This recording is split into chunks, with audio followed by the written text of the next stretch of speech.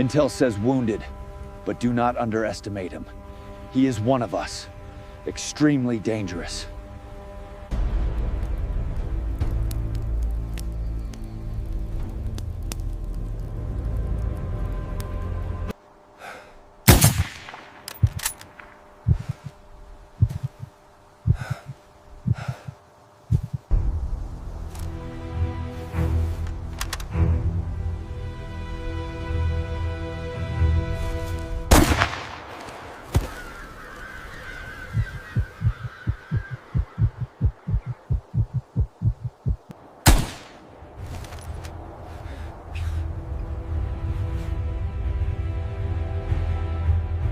The Last Refuge, Operation Silent Valley.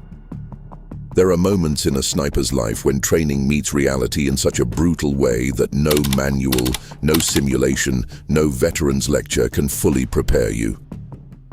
My operating name was Grey Eagle, part of a federal intelligence unit specializing in tracking high-risk targets in hostile territory.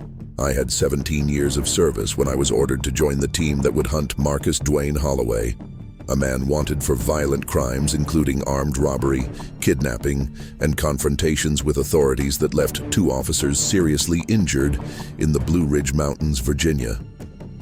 Holloway was no ordinary criminal. He had military training from his time in the Marine Corps before being dishonorably discharged, knew evasion tactics, and had repeatedly demonstrated that he would rather die fighting than spend the rest of his life behind bars. 62 hours had passed since we lost visual contact with him after a failed pursuit near Shenandoah, and intelligence indicated he had taken refuge in the dense forests north of Waynesboro, an area of approximately 80 square kilometers of virgin forest, deep ravines, and limited visibility, even with advanced thermal equipment. When the helicopter dropped us off at the insertion point at 4:30 a.m., that freezing October morning, I knew this wouldn't be a standard capture operation. It would be a hunt where a mistake could cost lives, possibly mine.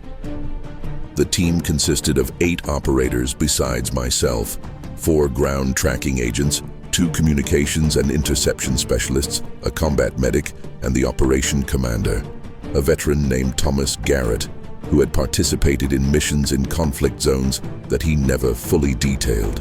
Each of us carried approximately 40 kilograms of equipment, including 4th-generation night vision systems, military GPS receivers, 4 days' rations, and enough ammunition for a prolonged engagement. My sniper rifle was a customized Remington 700 .308 caliber with a Schmidt & Bender variable magnification scope, a weapon I knew as well as my own breath after years of training and previous missions. Garrett gathered us in a semicircle among the still dark trees and spoke softly but with absolute clarity. Holloway is wounded, probably in his right leg based on the bloodstains we found yesterday.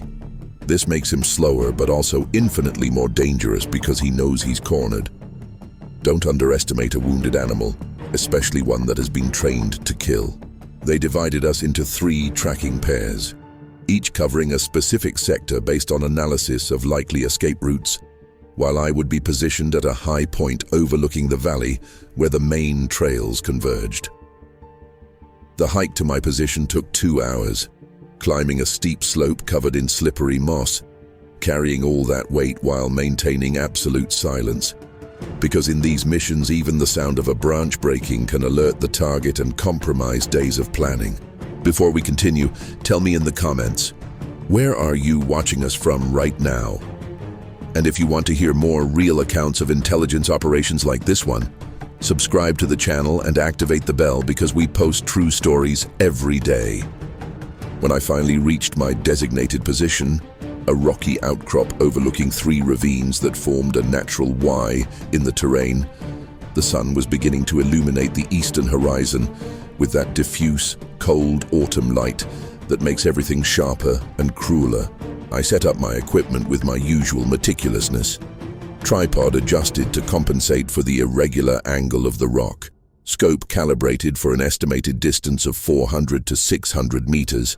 Ammunition checked and reloaders positioned within immediate range. Radio on the encrypted channel with the volume at the minimum audible level.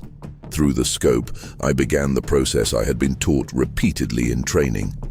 Systematic scanning of each quadrant, identification of natural landmarks, memorization of escape routes in case I needed to abandon the position quickly. The forest below was a tapestry of reds, oranges and yellows characteristic of an Appalachian autumn, beautiful in a way that contrasted violently with the purpose of my presence there.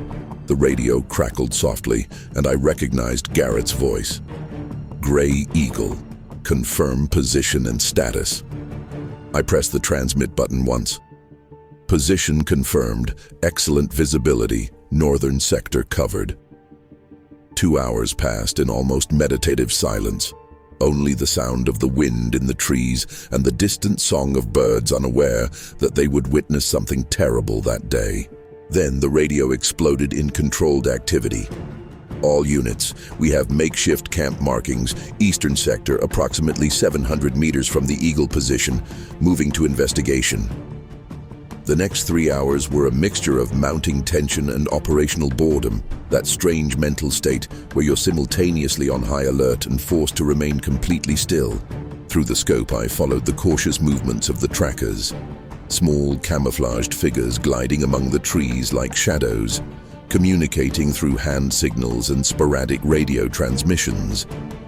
They found evidence that Holloway had spent the previous night there, the remains of a poorly extinguished campfire, bandages stained with blood, packages of energy bars stolen probably from some tourist trail.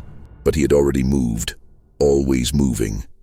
And the trail of blood indicated that the wound was worsening, but not enough to immobilize him completely. Garrett made the decision to force a shift.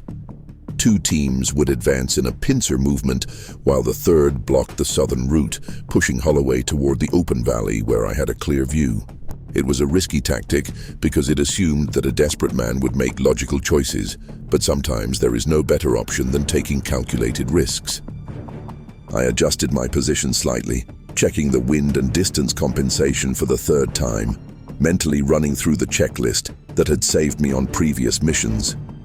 Controlled breathing, finger off the trigger until the last moment, positive identification before any action, awareness that behind every target there is a story I will never fully know. The sun was at its zenith when the radio brought the message that would change everything. Gray Eagle, visual contact confirmed, target moving towards you, approximately 500 meters and closing in. Use extreme caution. He is armed and has demonstrated hostile intent.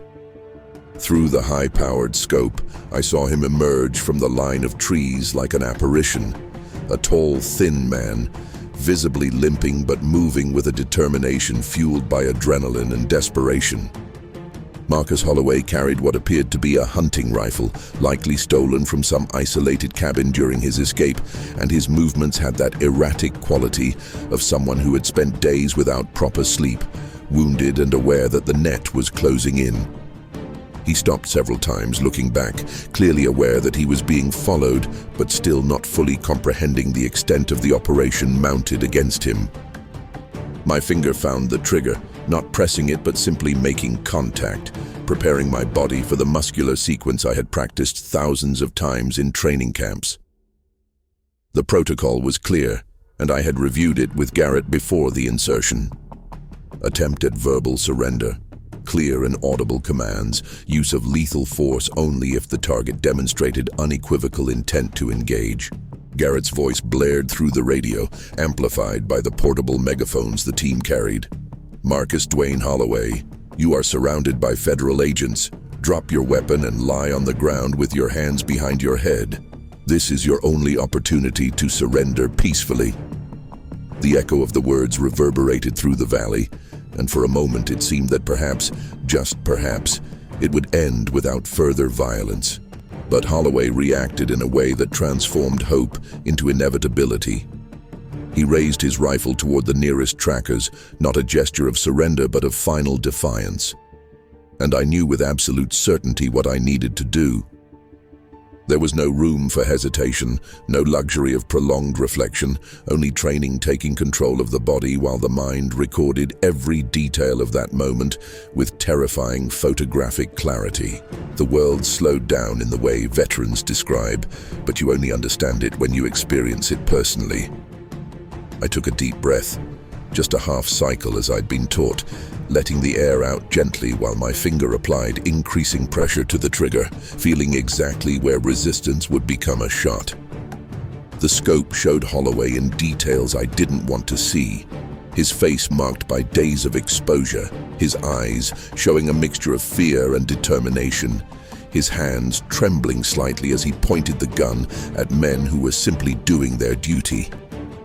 There was no hatred in my heart, no anticipated satisfaction, only the professional awareness that I was about to end a human life because all other options had been exhausted. The shot broke the silence of the valley with a dry crack that the birds echoed in desperate flight from the nearby trees. Through the scope, I saw Holloway fall almost instantly, the rifle slipping from his hands, his body collapsing in a way that left no doubt about the outcome. I held the position for another 10 seconds, protocol requiring me to observe for additional movements, but there was nothing but silence and immobility. The radio crackled with technical confirmations, target neutralized, medical teams advancing, area being secured. Slowly, I lowered the rifle, my hands firm, but my heart pounding in my chest with a force that seemed disproportionate to the outward coldness I maintained. There was no celebration, no feeling of victory, only the heavy conscience that I had done what was necessary within the legal and moral limits I swore to defend, but that this did not make the act any less permanent or less awe-inspiring in its absolute purpose. The silence that followed the shooting was different from the silence that preceded it, now heavy with the weight of irreversibility and the consequences that would unfold in the coming days, weeks, and years. I descended from my position as instructed, joining the team that had already secured the area and initiated the standard procedures that transform life and death moments into official documentation and incident reports. Marcus Holloway was pronounced dead at the scene by the paramedic. His crimes did not justify death, but his choices at that moment left no alternative within the protocols that govern us. In the following days, there were the mandatory investigations, reviews of each decision made, analyses of whether all procedures were followed correctly. I was declared justified in my actions. The shooting was considered within legal parameters and necessary to protect the lives of the other officers. But official vindications do not erase memories nor silence the questions that arise in the quiet early mornings. Could it have been different if something had changed in the days before? Was it inevitable from the moment Holloway chose the path of crime, or was there a fork in the road where another reality was possible? These questions have no satisfactory answers, and perhaps never will. They are part of the price some pay for bearing the responsibility of extreme decisions. I continue serving in the same unit. I continue training new snipers. I continue being called upon when critical situations demand precision and composure under pressure. The operation in Blue Ridge was technically successful. No officers were injured. The threatening target was neutralized and law prevailed over chaos. But for those who were there, for those who looked through the scope and saw a human being in the final seconds before an irreversible decision, success will never be measured solely in reports and statistics. I carry that moment with me not as guilt, but as a reminder of the true weight of authority, the responsibility that comes with the power of life and death, and the thin line that separates protection from destruction. That's why not every police officer tells their complete story, because there are layers of experience that can only be truly understood by those who carried the rifle and made the decision when there was no more time for deliberation. And perhaps it is necessary for some of us to bear this burden in silence so that society can function without constantly having to confront the true price of the order and security that many take for granted.